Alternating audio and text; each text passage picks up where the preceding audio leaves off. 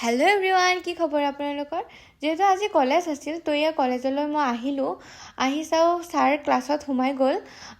একমাত্ৰ কলেজৰ লেট ছাত্ৰজনী হৈছে মই গাইজ। এয়া চাওক মুস্কান, আৰু এয়া হৈছে তাজমিন বাইদেউ।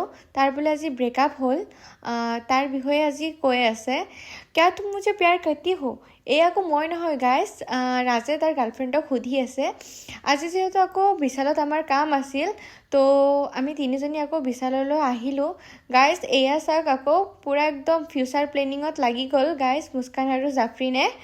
আৰু আজি জাফৰিনে মোক আৰু মুস্কানক বিস্কুটৰ পেকেট এটা কিনি দিলে, দুজনক দুটা কিনি দিলে গিফ্ট হিচাপে।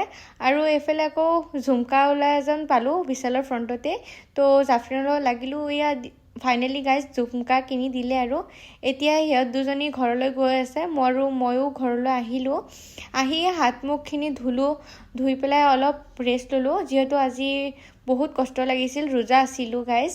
আৰু এতিয়া মোৰ ইফতাৰৰ টাইম হৈছে, মাৰ লগত অলপ কামত লাগি দিলোঁ। আৰু এইফালে গেছত মই পোলাওখিনিও পাতি ল'লোঁ, আৰু এইফালে ফ্ৰুটছখিনিও কাটি দিলোঁ।